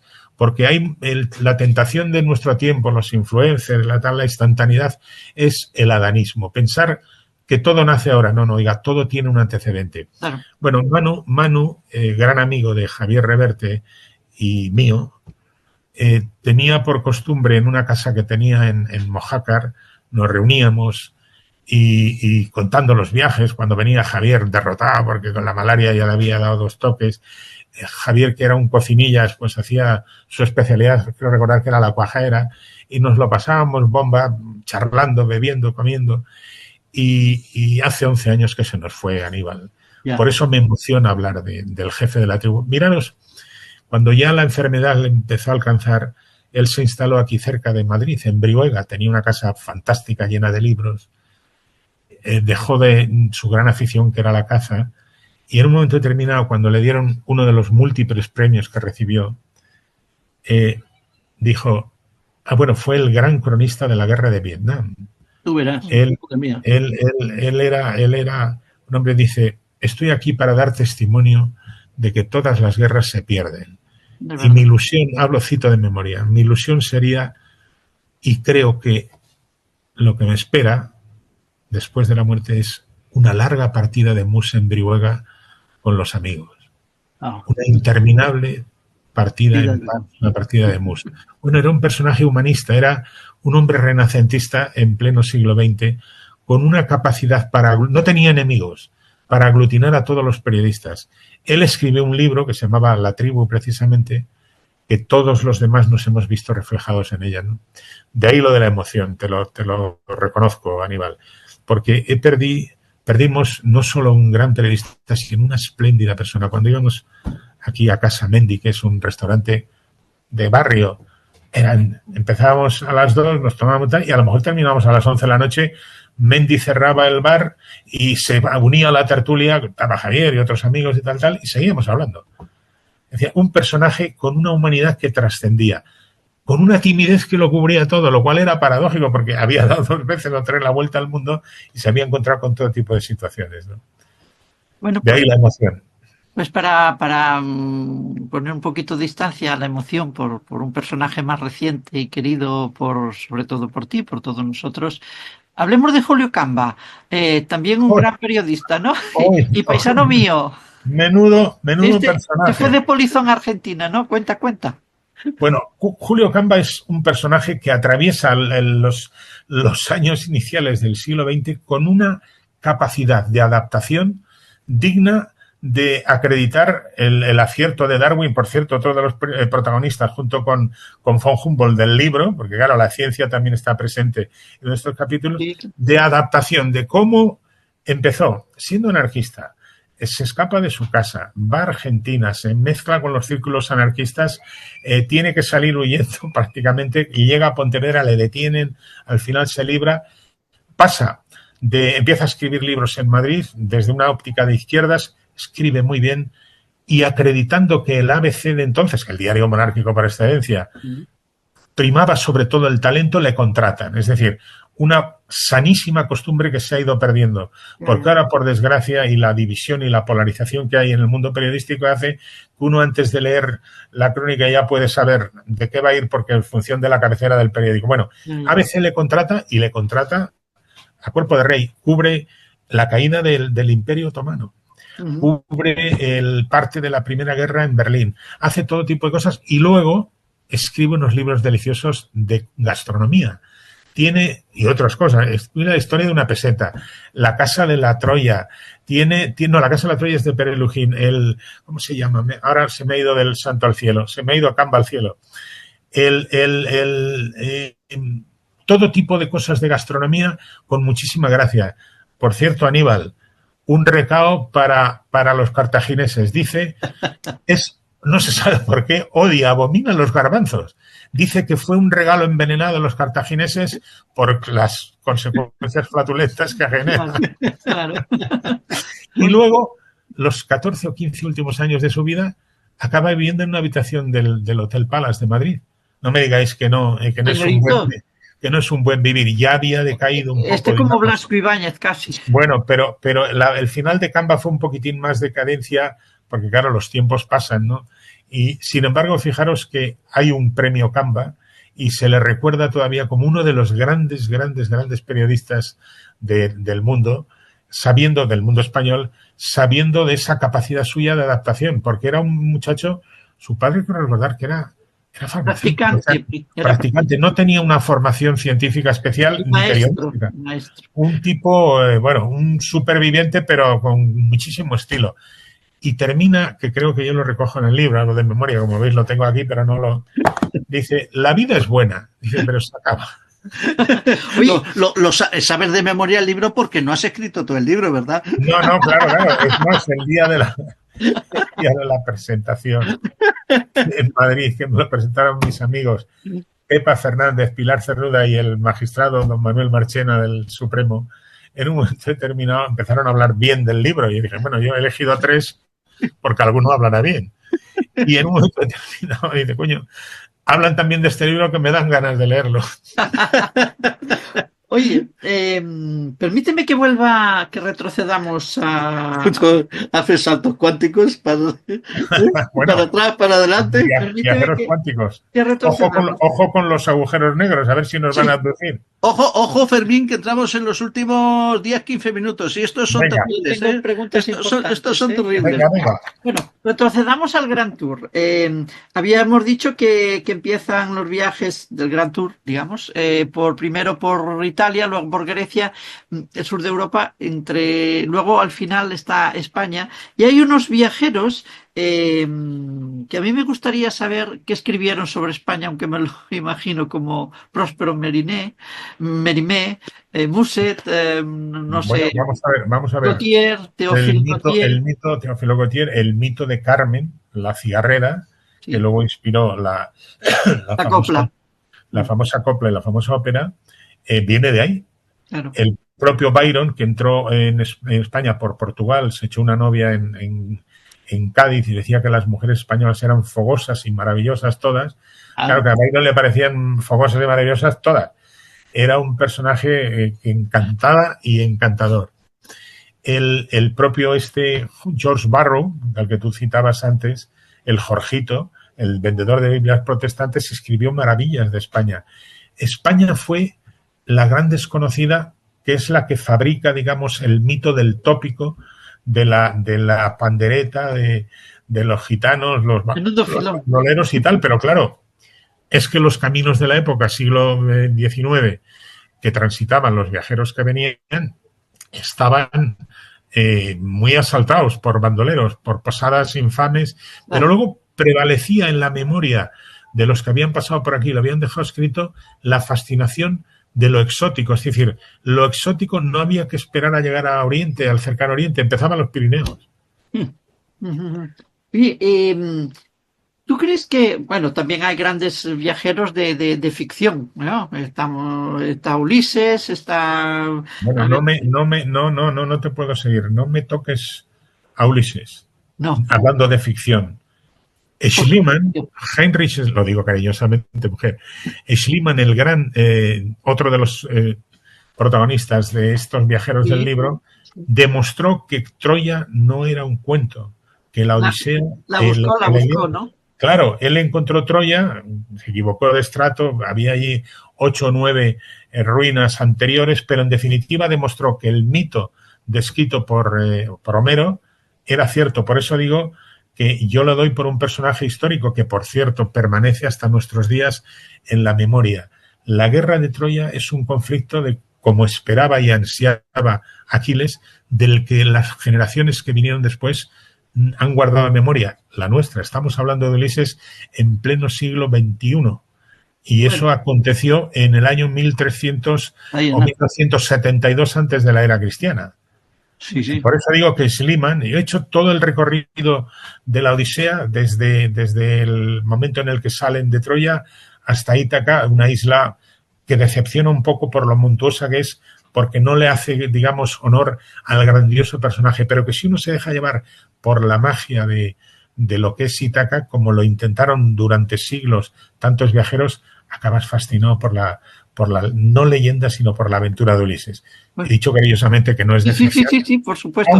Aunque bueno, los 15.000 y pico versos de la Ilíada y los 14.000 y pico de la Odisea vienen a demostrar un relato oral que ha permanecido durante más de 30 siglos. Fijaros lo que significa eso. Sí. Pues dejemos aparte a Ulises. Vamos con... No, mujer, al revés. Encabecemos esta historia. Yo os decía antes que Ulises transmite la idea que da pie a esa pulsión que ha hecho que muchos de estos viajeros protagonistas de Cuando viajara a descubrir sintieran la nostalgia de los países que no habían conocido. Ese es el impulso que lleva. A eso iba.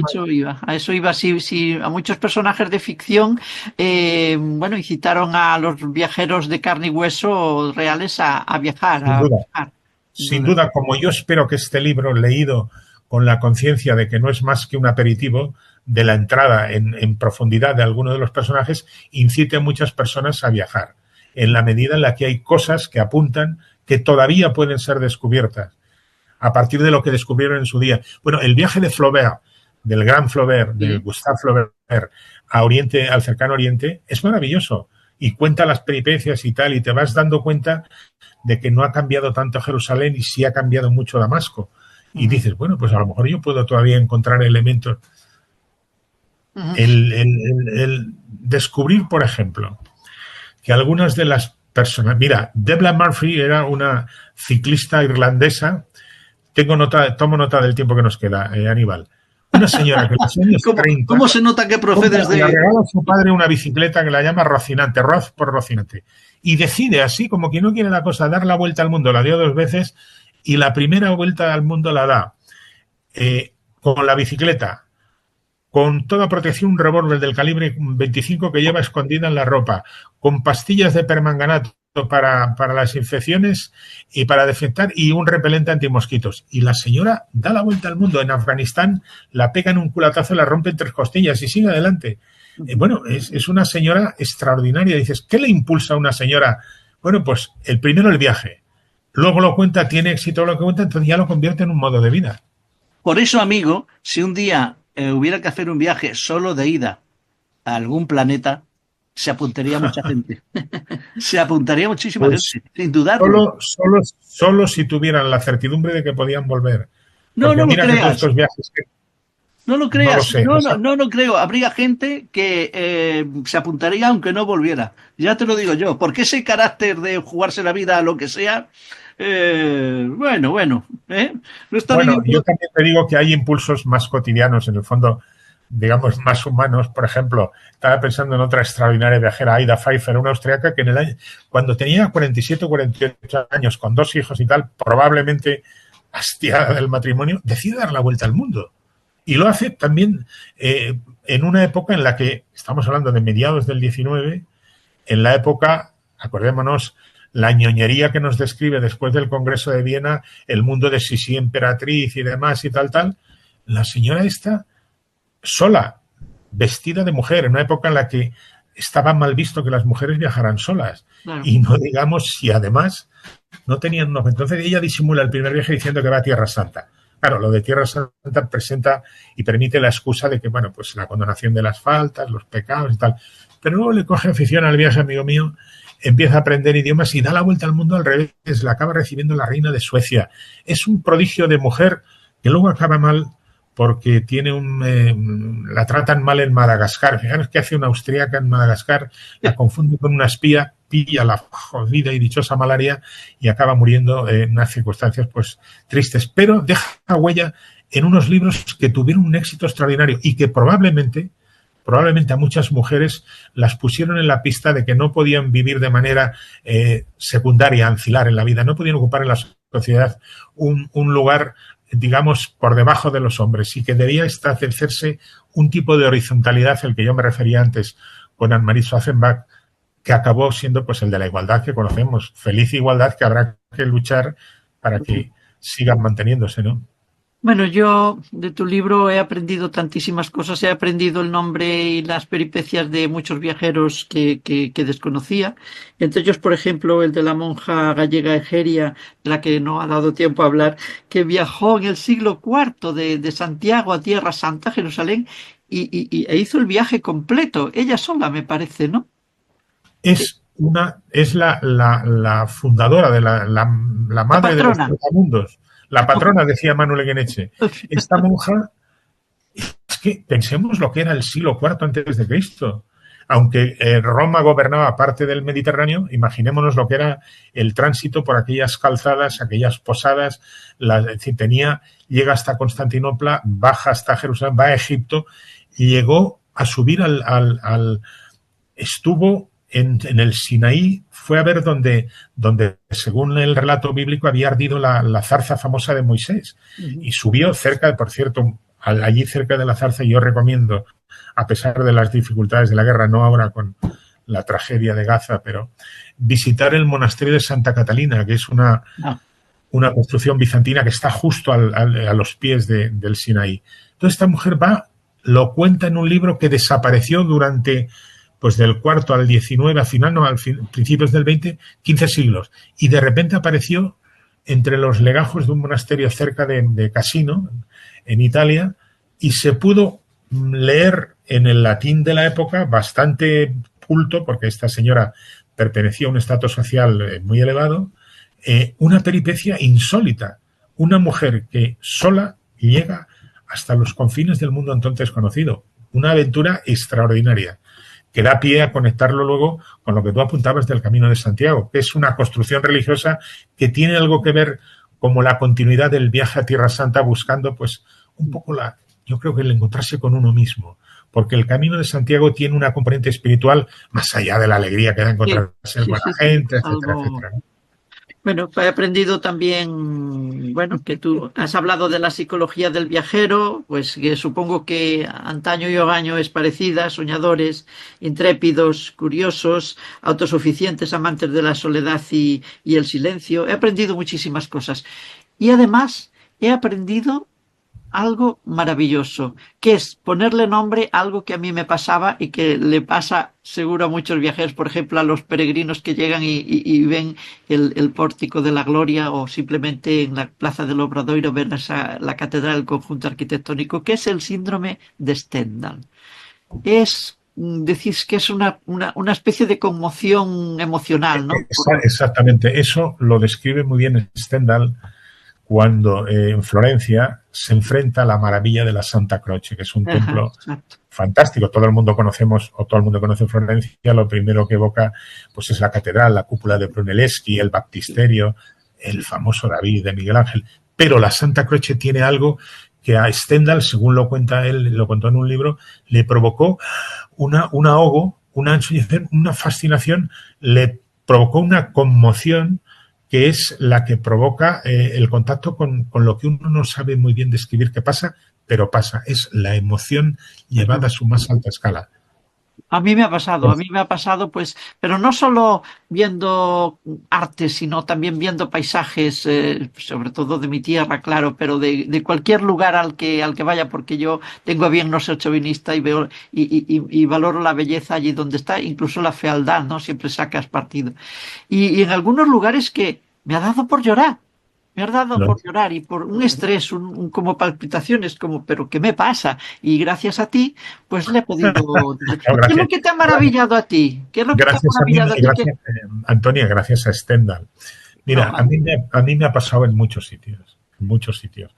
Me pasó la primera vez que me pasé la intemerata de tiempo contemplando el Partenón. En una época, por cierto, hace ya muchos años, que rectificando un poco lo que yo antes criticaba, de que permiten a la gente acceder directamente a los monumentos. Entonces se podía uno subir por las escaleras del Partenón y entrar en la cella. Entonces contemplar aquel templo, imaginar cómo era, porque el Partenón en origen estaba pintado, tenía vivísimos colores, era como una especie de cómic, color rojo, las columnas, es decir, todo lo que ahora es esa osamenta de mármol, que parecen huesos de mármol maravilloso, ¿no?, del Pentélico, en tiempos estuvo todo pintado, y no digamos ya las metopas con las luchas contra, porque allí reflejan, ¿no?, de las amazonas y demás. Me ha pasado en otros lugares, cuando hablábamos antes de Florencia, me ha pasado al intentar comprender en algunos de aquellos maravillosos cuadros que guardan los Uffizi, cómo eran los Medici con esa nariz tan peculiar. Me ha pasado en Japón, en una isla que hay un templo con uno de estos pórticos maravillosos que está hincado en la falda de un monte, y donde había una escuela de karate. Yo hice durante bastantes años, cuando era joven, karate.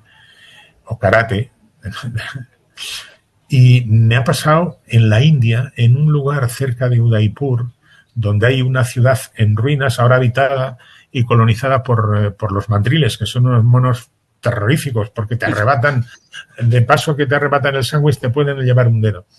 Allí en tiempos, me parece que fue el siglo XVII, se tuvo lugar un acontecimiento cultural magnífico que ha dejado como legado un templete pequeñito donde se reunía el Marajá con un líder religioso musulmán, un líder hindú y un jesuita, de los que acompañaron al padre Rico y tal en su momento, porque la aventura de los jesuitas en Japón es conocida, porque luego les torturaron, mataron, pero la de la India es menos.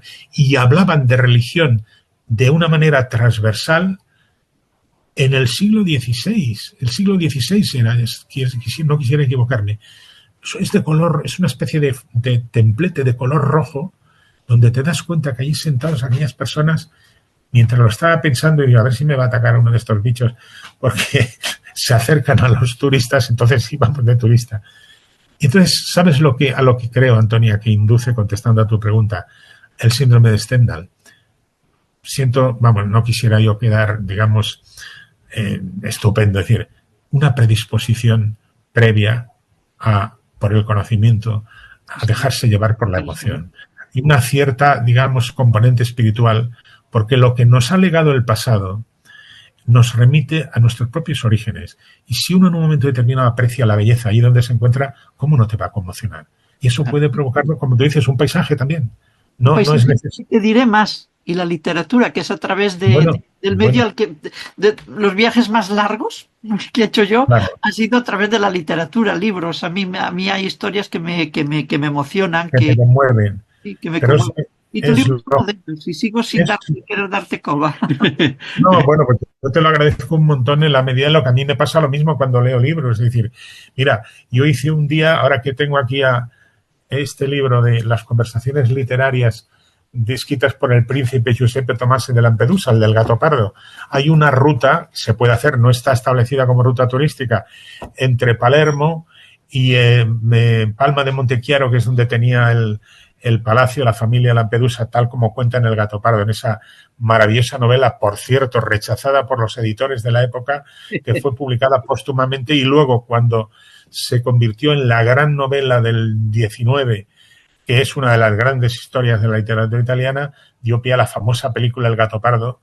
¿Os acordáis? De Visconti, de Burt Lancaster, de Claudia Cardinale, con ese maravilloso baile. Bueno, empezar esa ruta, hablando de emoción, en el hotel donde se celebra el baile, según de la película, en el Hotel Wagner, y hacer todo el camino siguiendo las huellas de ese viaje que cuenta la novela, es una emoción, porque pasas además por el Valle de los Templos de Agrigento, que se conserva como los de Paestum.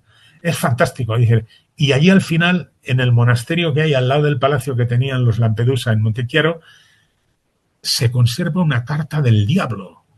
Mejor dicho, El original está en la Catedral de Agrigento, pero fue trasladado porque la familia de Lampedusa tenía el privilegio, porque había sido la que había dotado al monasterio y tal. Y está encastrado en una pieza de metacrilato, y yo tuve la fortuna de conseguir, hablando con el canónigo, que me lo dejara visitar, porque no dejan visitarlo. La carta del diablo. Sí. Dice la leyenda que una monja estaba siendo tentada por el maligno. Cuando estaba rezando, le tiró envuelto en un papel una piedra, y en el texto indescifrable había unas palabras que nadie ha conseguido, como digo, desvelar, y esas son las que se conservan encastrado en metacrilato. No me digáis que no es para emocionarse. Sí, después de esto no hay que ir allí claro, Palma de Catedral de Agrigento primero, los templos, y luego Palma de Montichiaro. De eso tu mujer hace un libro. Bueno, mi mujer ya ha hecho Julia Navarro unas cuantas novelas. Sí. Pero lo de Julia tiene más mérito que lo mío, porque yo lo que trato modestamente es de reflejar la realidad, lo que han visto mis ojos y han escuchado mis oídos hablando con la gente. Lo suyo es pura imaginación. Porque tiene mucho más mérito. Ella es novelista y tú periodista, claro. Bueno, los dos hemos sido periodistas y los dos queremos compatibilizar una cosa con otra, ¿no? Porque en definitiva Antonio, tú sabes lo mismo que yo, que nuestro oficio simplemente consiste en contar una cosa e intentar contarla bien. Sí, y no inventarse como... Bueno, yo no quiero hablar de compañeros. No escribir al dictado, ya lo digo yo. Y sobre todo no escribir al dictado. Fermín Bocos, si tuvieras que viajar en el tiempo el tiempo cuántico, ¿a dónde irías? ¿Al futuro o al pasado? Al pasado. ¿Y a qué periodo? A Troya. A la aventura de Ulises. Míralo. A conocer a los héroes griegos que tanto han influido en nuestra forma de ver el mundo, porque aunque la gente no lo sepa, están presentes todos los días. Los mitos griegos. Yo he escrito un libro que se llama Zeus y familia. Eso te iba a decir, este es el último, ¿no? Zeus. Este es el último, el anterior fue Zeus y familia, sí. Y ahora se ha escrito otro sobre Zeus. No, es que no, el anterior a viajar era Zeus y familia, sí, que lo escribí durante la pandemia. Ajá. Y lo escribí un poco para saldar una deuda con mi hijo pequeño, con Alejandro. Comprenderéis que con la afición que tenemos en la familia Bocos Navarro por el mundo clásico, el niño no se podía llamar de otra manera. Alejandro. Bueno, podía haberse llamado de otras muchas maneras, se podía haber llamado Aníbal también. Bueno. La pregunta era, cuando fuimos a Ítaca, porque a mí me gusta ir a los sitios donde hay una referencia literaria con un libro en la mano. Cuando le llevamos por primera vez a Ítaca, que tenía 11 años, 12 años, íbamos, habíamos alquilado un coche, luego llevamos el ferry. Entramos, hay un momento en el que llevas al puerto de Forcis, donde está la cueva de las ninfas, el antro de las ninfas, y según describe Homero, la niebla había velado todo el lugar porque los marinos feacios que habían depositado a Ulises en la playa con los tesoros que le habían dado, un trípode de bronce, tal, para evitar que los pretendientes se lo hubieran echado encima, la diosa Atenea le protegió con una niebla tupida. Bueno, pues íbamos conduciendo ya por la pendiente que lleva a Bacis, la capital. Al pasar por el puerto de Forcis, de repente se despeja la niebla que había y me dice Alex, papi, como en el libro, ¿no? Digo, claro, hijo, los dioses. Dice, pero bueno, cuéntame. Digo, mira, yo todo no lo sé de Grecia, todo no lo sé de los dioses, pero te prometo que escribiré algún día un libro para contarte toda la historia de los dioses. Y de ahí nació esa promesa, cumplida un poco más tarde, de Zeus y familia. De ahí nace, de esa promesa con mi hijo Alejandro. Pues que luego es la historia del maravilloso retablo del panteón griego, del que tanto y tanto debemos en la actualidad. Mira, la astronomía, hablando de lo cuántico, la milicia, hablando de las guerras y los nombres que les ponen a los artefactos estos, los submarinos, Poseidón, es decir, todo está presente, aparte de que el griego está en la matriz de la medicina, por no hablar del latín, que es la base de nuestro mundo, los idiomas que hablamos en Europa, ¿no? Fermín Bocos, ha sido un honor contar en El Viajero Cuántico con tu presencia, que hayas estado con nosotros. Estaríamos hablando, bueno, pues Hombre, por más tiempo, pero bueno, quedan mucho. Es que el libro es muy amplio. Se nos quedan muchas cosas por hablar, compañero, y te lo digo así en esta frase, porque si te digo, tenemos que hablar de tantas cosas, compañero del alma, compañero. Compañero, exactamente, nos enfoca otra vez a la emoción. Miguel Hernández y Sige, y ellos ya no. A la emoción. Bueno, oye, el honor ha sido mío, es un placer de verdad. Bueno, no tiene mérito, porque hablar de las cosas que a uno le gustan va de suave, en realidad es muy fácil, ¿no? Y teniendo en cuenta esta nave espacial que tenéis, de la que yo he estado todo el rato tocando madera, digo, a ver si vamos a ser abducidos hacia el espacio. Tampoco me importaría. Fíjate a dónde podríamos ir. ¿Quieres que le pongamos nombre? Venga, Marte, Júpiter, Neptuno, Saturno, Plutón, todo mitología griega. Querido Aníbal, todo mitología griega. Bueno, pues que luego los romanos copiaron. Todo, Ganímedes, todo. Todo viene, al final, todo nos remite al origen. Y no olvidemos una cosa, si perdemos origen, perdemos identidad.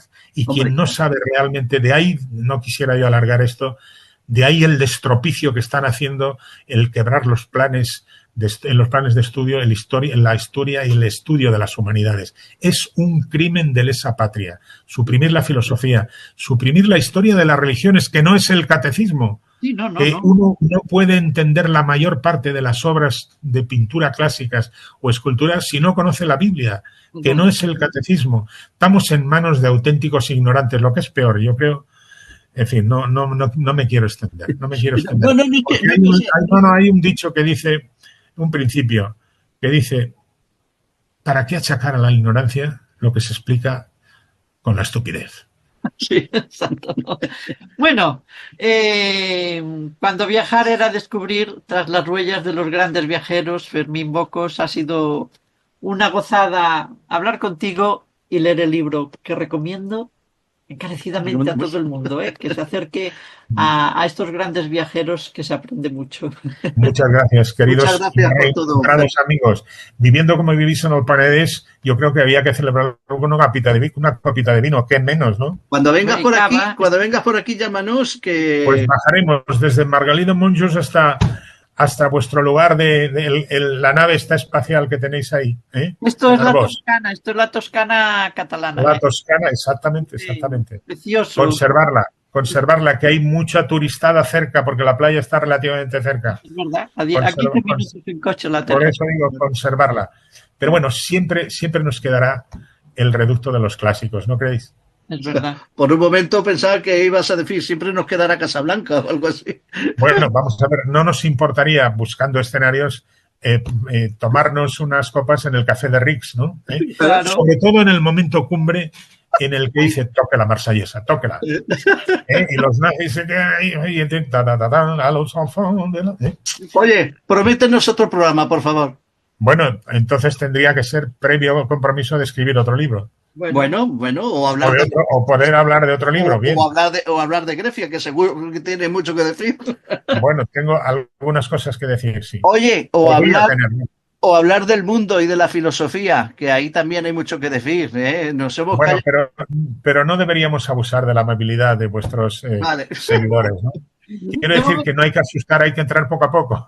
A sorbitos como el vino bueno. Nos vemos. Bueno, muchas gracias, queridos amigos. Mucho. Hasta luego, Fermín. Cuidados vosotros también. Gracias. ¿Cómo era? Buenas noches y buena suerte. Bona nit y buena suerte. Bona nit a tothom. Tothom.